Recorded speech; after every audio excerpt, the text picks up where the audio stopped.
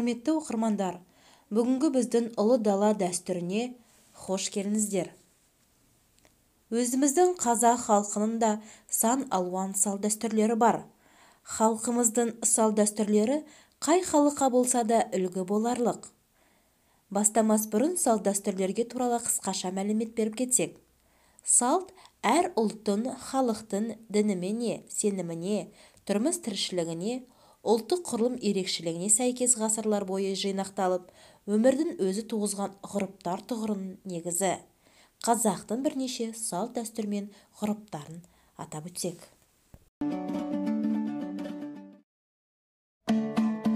Атқа мінер баланың буыны бекіп, ат үстінде өзін-өзі ұстап отыра алатындай жағдайға жеткенде ашамай ерге мінгізіп үйрету дәстүрі. Бата беру, адал ниет, жақсы тілек білдірудің ұлттық дәстүрі. Дастархан басында, түрлі жиын тойларда, қуаныш болғанда, той қуаныш иесіне арнап қол жайып бата береді. Бесікке бөлу, нәрестені алғаш бесікке салу рәсімі. Баланы алғашқы бөле үлгілі ұрпақ өсірген қадірменді әйелге тапсырылады.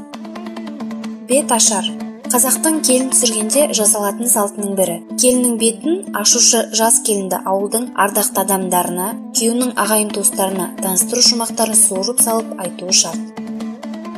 Қыз ұзату, ертеден келе жатқан екі елдің арасындағы екі жастың ағайын мен халықтың алдында баталып, отау құруға бастау болар салт дәстүр. Қырқынан шығару, сәби дүниеге келгеннен кейін 40 күн өткенде сүт тырнағы мен қарын шашы алынып, теңгелер салынған суға шомылдырылады. Сүйінші, қуанышты хабар әкелушіге берілетін сыйлық. Қуанышты сәттерді алғаш хабарлаушы сүйінші сұрайды. Сүйіншіге бағалы зат немесе ақша беріледі. Сүндетке отырғызу. Бұл дәстүр бойынша ата-бабаларымыз ер балаларын 5, 7 не 9 жасында сүндетке отырғызады. Тұсау кесер, сәби қас тұрғаннан кейін тез жүріп кетсін деген тілекпен жасалатын ғұрып, ырым. Ол үшін арнайы ала жіп дайындалады. Бұл ала жіп аттамасын деген ұғымнан. Шашу, дәстүрлі қазақ қоғамындағы ұлттық салт. Шашу айтулы, қуанышты жағдайларға байланысты шашылатын құрт, ірімшік, өрік мейіз, кәмпит жиынтығы.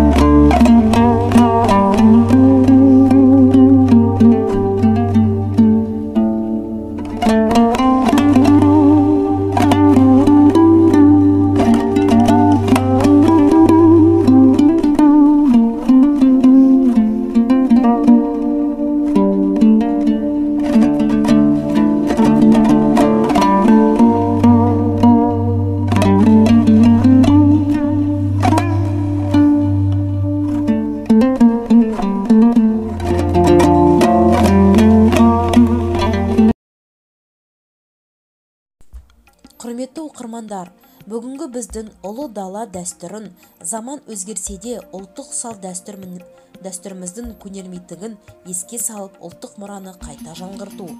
Бүгінгі өздеріңіз куә болған дәстүрлерді көкелеріңізге тоқып, саналарыңызға сіңіріп алсаңыздар да артық болмас. Қазағымның салт дәстүрі жаңғырған, тәлімді ой сынағы тәрбие көзі қалдырған, салт дәстүрді ардақтайық ағайын, қазақ аты үлкен көші балдырған.